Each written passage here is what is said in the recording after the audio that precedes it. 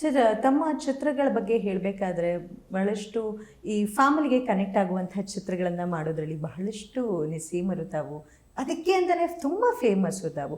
So legendary ಆ್ಯಕ್ಟರಿಂದ ಎಲ್ಲರಿಗೂ direct ಮಾಡ್ತಾ ಬಂದರೆ ಎಲ್ಲ ಆಲ್ಮೋಸ್ಟ್ ಸೂಪರ್ ಸ್ಟಾರ್ಸ್ಗಳನ್ನ ಡೈರೆಕ್ಟ್ ಮಾಡಿದ್ದೀರಾ ಸರ್.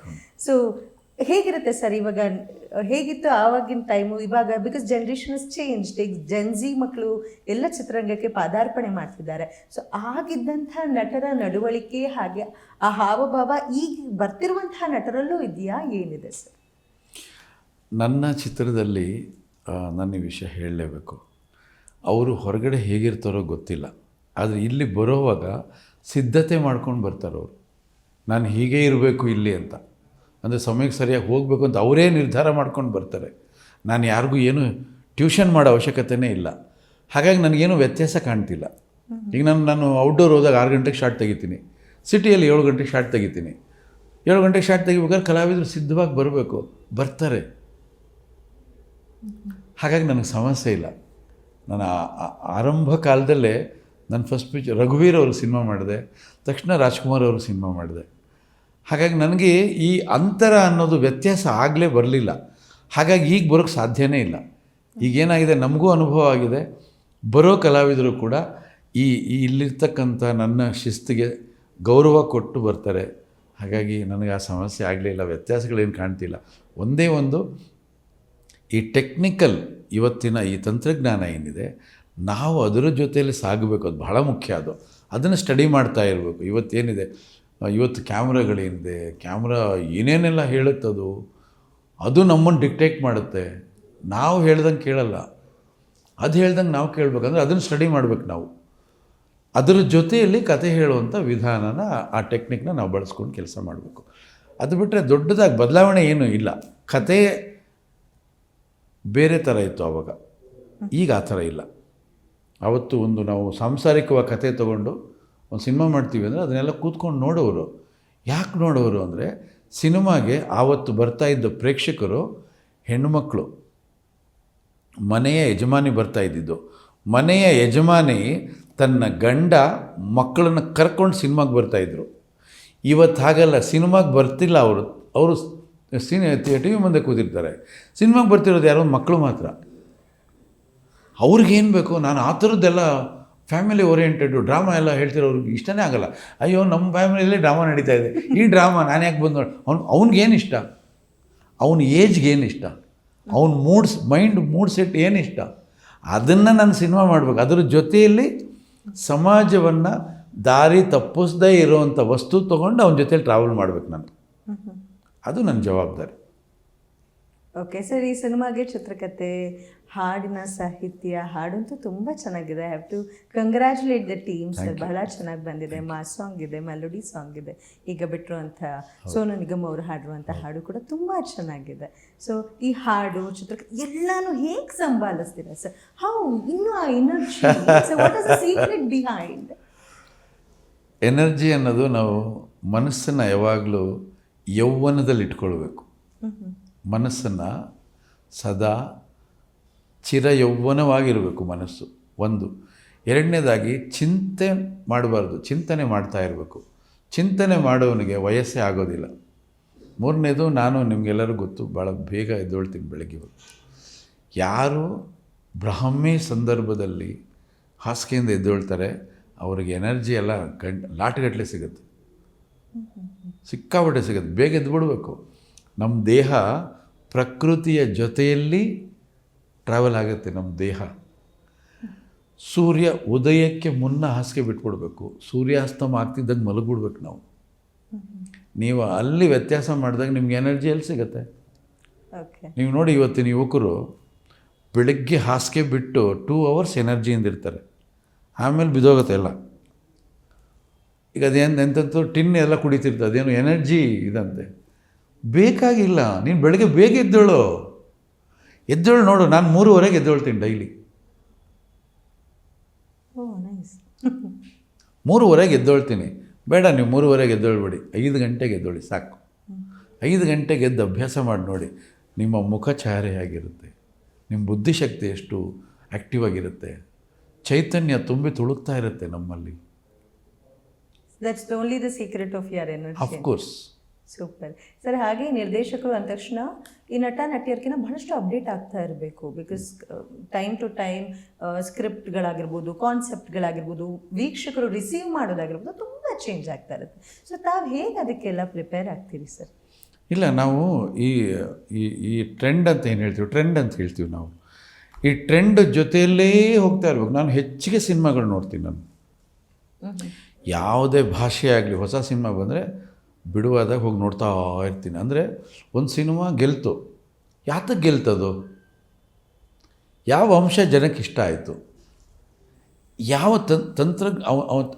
ಯಾವ ತಂತ್ರಜ್ಞರು ಇದ್ದಾರೆ ಅದರಲ್ಲಿ, ಏನು ಟೆಕ್ನಿಕಲಾಗಿ ಏನು ಯೂಸ್ ಮಾಡಿದ್ದಾರೆ. ಒಂದು ಒಂದು ಸಿನಿಮಾ ಸೋಲುತ್ತೆ, ತುಂಬ ನಿರೀಕ್ಷೆ ಇಟ್ಟಂಥದ್ದು, ಯಾಕೆ ಸೋಲ್ತು, ದೊಡ್ಡ ಡೈರೆಕ್ಟ್ರು, ದೊಡ್ಡ ಹೀರೋ, ಸಿನಿಮಾ ಯಾಕೆ ಸೋಲ್ತು, ಎಲ್ಲಿ ತಪ್ಪು ಮಾಡಿದ್ದಾರೆ, ಹೋಗಿ ನೋಡ್ಬೇಕು ನಾವು ಆ ತಪ್ಪು ಮಾಡಬಾರ್ದು. ಅಂದರೆ ಇದನ್ನೆಲ್ಲ ನೋಡ್ತಾನೇ ಇರಬೇಕು, ಅವ್ರ ಜೊತೆಲೇ ಹೋಗಬೇಕು.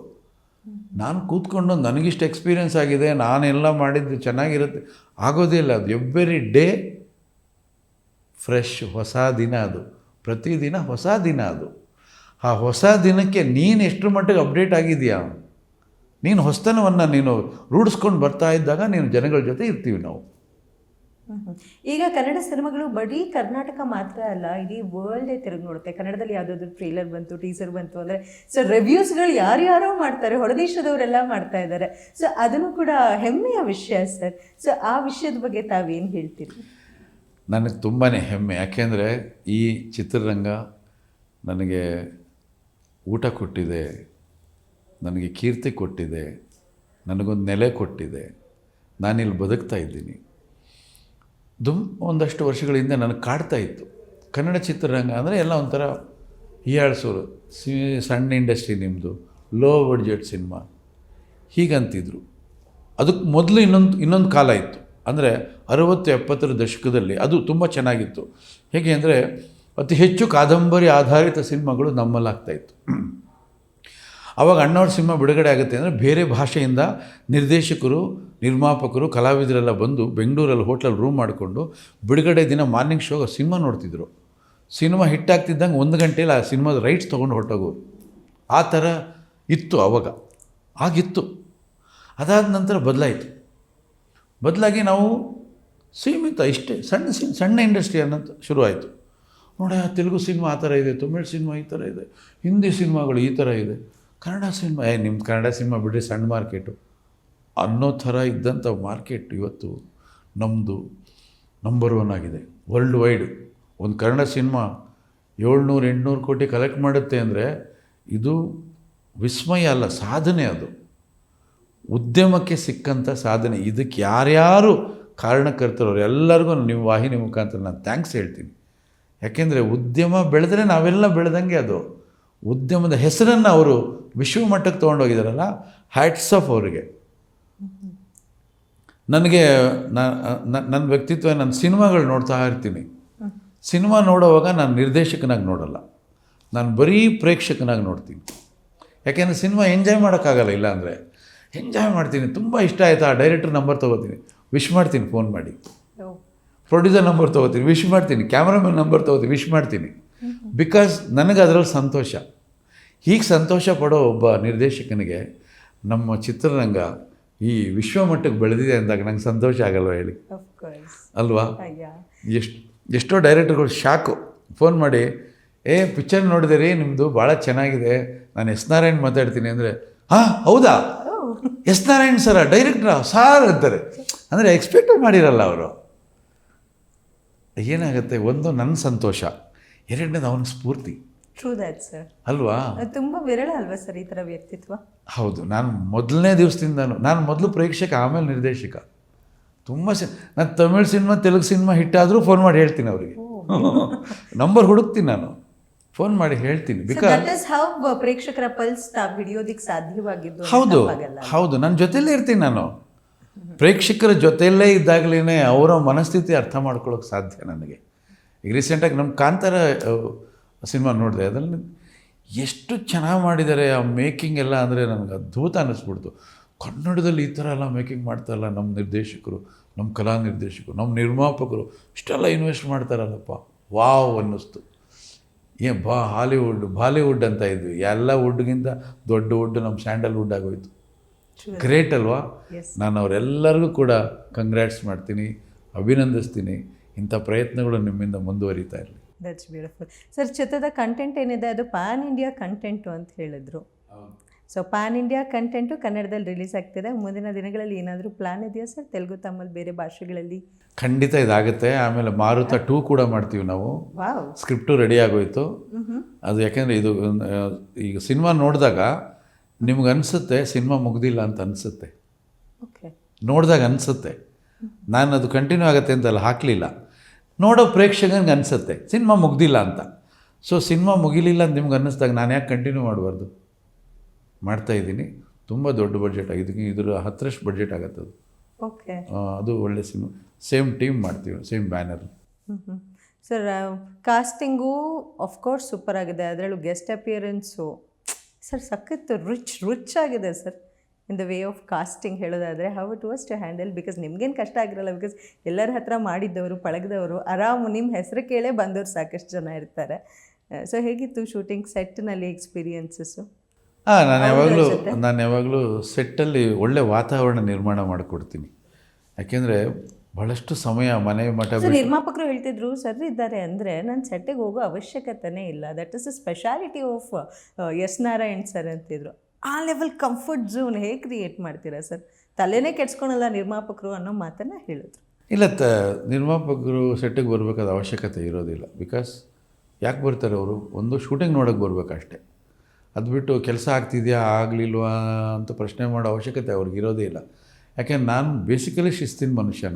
ನನ್ನ ಕೆಲಸ ಸರಿಯಾಗಿ ಶುರು ಆಗಬೇಕು, ಇಷ್ಟೊತ್ತಿಗೆ ಕರೆಕ್ಟಾಗಿ ಅದು ಕೆಲಸ ಮುಗಿಬೇಕು. ಇದು ನಾನು ಶೆಡ್ಯೂಲ್ ಹಾಕಿರ್ತೀನಿ, ಆ ಶೆಡ್ಯೂಲ್ ಪ್ರಕಾರ ಕೆಲಸ ಆಗಲೇಬೇಕು. ಅದಕ್ಕೆ ಪೂರಕವಾದಂಥ ಸಿದ್ಧತೆಗಳು ನಿರ್ಮಾಪಕರು ಮಾಡಿಕೊಡ್ತಾ ಇರ್ತಾರೆ. ಹಾಗಿದ್ಮೇಲೆ ಅವ್ರು ಸೆಟ್ಟಿಗೆ ಬರೋ ಅವಶ್ಯಕತೆ ಇಲ್ಲ. ಅವ್ರು ಇದ್ದಾಗಲೂ ಅವರಿದ್ದಾರೆ ಅಂತ ನಾವು ಭಯದಿಂದ ಕೆಲಸ ಮಾಡೋದಲ್ಲ, ಅವರಿಲ್ಲ ಅಂದ್ಬಿಟ್ಟು ಲೇಸಿಯಾಗಿರೋದಲ್ಲ. ನಾವು ನಮ್ಮ ಕರ್ತವ್ಯವನ್ನು ಪ್ರಾಮಾಣಿಕವಾಗಿ ನಿರ್ವಹಣೆ ಮಾಡಬೇಕು, ಅದು ಪ್ರತಿಯೊಬ್ಬರ ಕರ್ತವ್ಯ. ಅದು ನಾನು ಅದನ್ನು ನಮ್ಮ ಟೀಮ್ಗೆ ಹೇಳ್ತಿದ್ದೀನಿ. ಅವ್ರ ಪಾಡಿಗೆ ಅವ್ರವ್ರ ಕೆಲಸ ಮಾಡ್ತಿರ್ತಾರೆ. ನಾನು ಹೇಳಿದ್ನಲ್ಲ ಆಗಲೇ, 7 ಗಂಟೆ ವಿತ್ ಮೇಕಪ್ ಬಂದುಬಿಡ್ತಾರೆ. ಸುದೀಪ್ ಬಂದಿದ್ದಾರೆ ನನಗೆ 6 ಗಂಟೆಯಲ್ಲಿ. 6 ಗಂಟೆಯಲ್ಲಿ ಸುದೀಪ್ ಮೇಕಪ್ ಹಾಕೋ ಬಂದು ಕಾರಲ್ಲಿ ಕೂತ್ಕೊಂಡು ಮಲಗಿಬಿಡೋರು. ಅವಾಗೆಲ್ಲ ಕ್ಯಾರವನ್ ಇನ್ನೂ ಇಲ್ಲ, ಕಾರಲ್ಲೇ ಮಲಗಿರೋರು. ನಾನು ಹೇಳ್ತಿದ್ದೆ, ನೀನು 6 ಗಂಟೆಗೆಲ್ಲ ಬರಬೇಡಿ ಸರ್, ನೀವು ಒಂದು 7:15 ಬನ್ನಿ ಅಂತ. ಯಾರೋ ಹೇಳ್ಬಿಟ್ಟಿದ್ದಾರೆ, ಲೇಟಾಗಿ ಹೋದರೆ ಬೈತಾರೆ ಡೈರೆಕ್ಟ್ರು ಅಂತ. ನಾನು ಅಂದೆ, ಟೈಮಿಗೆ ಸರಿಯಾಗಿ ಬಂದರೆ ಸಾಕು, ನೀವು ಯಾಕೆ ಬೇಗ ಬಂದು ಇಲ್ಲ ನಾನು ಬಂದು ಕೂತಿರ್ತೀನಿ ಅನ್ನೋದು. ಅಂಬರೀಷ್ ಅವ್ರು 8 ಗಂಟೆಗೆ ಬಂದಿದ್ದಾರೆ. ನಿಮಗೆ ಅದು ತುಂಬ ವಂಡರ್ ಅದು. ಯಾಕೆಂದರೆ ಅವ್ರು ಸೆಟ್ಟಿಗೆ ಬರೋದೇ ಊಟ ಟೈಮಲ್ಲಿ. ಶೂಟಿಂಗ್ ಸೆಟ್ಟಲ್ಲಿ ತಿಂಡಿ ಮಾಡಿದ್ದೇ ಇಲ್ಲ ಅವರು, ತಿಂಡಿ ಇಲ್ಲವೇ ಇಲ್ಲ. ನನ್ನ ಸೆಟ್ಟಿಗೆ ಬಂದು ಶೂಟಿಂಗ್ ಮಾಡಿ ಆಮೇಲೆ ತಿಂಡಿ ಮಾಡಿದ್ದಾರೆ. 9 ಗಂಟೆಗೆ ತಿಂಡಿಗೆ ಬಿಡ್ತೀನಿ ನಾನು. 8 ಗಂಟೆಗೆ ಸೆಟ್ಟಿಗೆ ಬಂದು ಮೇಕಪ್ ಹಾಕ್ಕೊಂಡು 4 ಶಾಟ್ ತೆಗೆದು 9 ಗಂಟೆಗೆ ತಿಂಡಿ ಮಾಡಿದ್ದಾರೆ. ನಾನು ಅವ್ರಿಗೆ ಕರೀಲಿಲ್ಲ ಬೇಗ ಬನ್ನಿ ಅಂತ. ಅಂದರೆ ಒಂದೇ ವಾಕ್ಯದಲ್ಲಿ ಇವರೆಲ್ಲ ಕೂಡ ನನ್ನ ಶಿಸ್ತು ಗೌರವ ಕೊಟ್ಟಿದ್ದಾರೆ ಅಷ್ಟೆ. That's beautiful sir. ಸೊ ಒಟ್ಟಾರೆಯಾಗಿ ನವೆಂಬರ್ 21ನೇ ತಾರೀಕು ರಾಜ್ಯಾದ್ಯಂತ ಬಿಡುಗಡೆ ಆಗ್ತಿದೆ. ಸೊ ಬಹಳಷ್ಟು ಜನ ನಿಮ್ಮ ಚಿತ್ರ ನೋಡಬೇಕು ಅನ್ನುವಂಥ ಕುತೂಹಲ ಕಾತುರದಲ್ಲಿ ಎಲ್ಲೂ ಕಾಯ್ತಿರ್ತಾರೆ. ಸೊ ಅವರೆಲ್ಲರಿಗೂ ಏನು ಹೇಳೋಕ್ಕೆ ಇಷ್ಟಪಡ್ತೀರಾ? ಮಾರುತ ನಿಮ್ಮ ಮನೆಯ ಮಕ್ಕಳ ಕಥೆ, ಎಲ್ಲ ಮಕ್ಕಳ ಪೋಷಕರ ಕಥೆ. ನಾನು ಈ ಸಿನಿಮಾದಲ್ಲಿ ಹೇಳಕ್ಕೆ ಹೊರಟಿರೋ ವಿಚಾರ, ಮಕ್ಕಳು ಪೋಷಕರ ನಡುವೆ ಅಂತರ ಇರೋದು ಬೇಡ ಅಂತ, ಹತ್ತಿರ ಇರಲಿ, ಅಂತರ ಬೇಡ ಅಂತ. ಮಕ್ಕಳನ್ನ ನಾವು ತುಂಬ ಹತ್ತಿರ ಇಟ್ಕೊಂಡು ಪ್ರೀತಿ ಮಾಡ್ತಾ ಇದ್ದಾಗ ಅವ್ರಿಗೆ ಒಂಟಿತನ ಕಾಡಲ್ಲ. ಯಾವಾಗ ಒಂಟಿತನ ಕಾಡುತ್ತೆ ಅವ್ರ ಗಮನ ಬೇರೆ ಕಡೆ ಹೋಗುತ್ತೆ. ಆ ಒಂಟಿತನಕ್ಕೆ ಅವಕಾಶ ಕೊಡದೆ ನಿಮ್ಮ ಮಕ್ಕಳನ್ನು ನಿಮ್ಮ ಮಡ್ಲಲ್ಲೇ ಬೆಳೆಸಿ ಅವರ ನೋವು, ನಲಿವುಗಳು, ಆಸೆ, ದುಃಖ ಎಲ್ಲವನ್ನು ನೀವು ಹಂಚ್ಕೊಳ್ಳಿ. ಅವ್ರ ಜೊತೆ ಸಮಯ ಸ್ಪೆಂಡ್ ಮಾಡಿ. ಅದಕ್ಕೆ ಪೂರಕವಾದಂಥ ಸಂದೇಶವನ್ನು ನಾನು ಮಾರುತ ಸಿನಿಮಾಲ್ಲಿ ಕೊಟ್ಟಿದ್ದೀನಿ. ನೀವು ಚಿತ್ರಮಂದಿರಕ್ಕೆ ಬಂದು ಸಿನಿಮಾ ನೋಡಿ. ಧನ್ಯವಾದಗಳು ಸರ್, ಭಾಳ ಖುಷಿ ಆಯಿತು ತಮ್ಮೊಟ್ಟಿಗೆ ಮಾತಾಡಿ. Thank you so much. Thank you very much.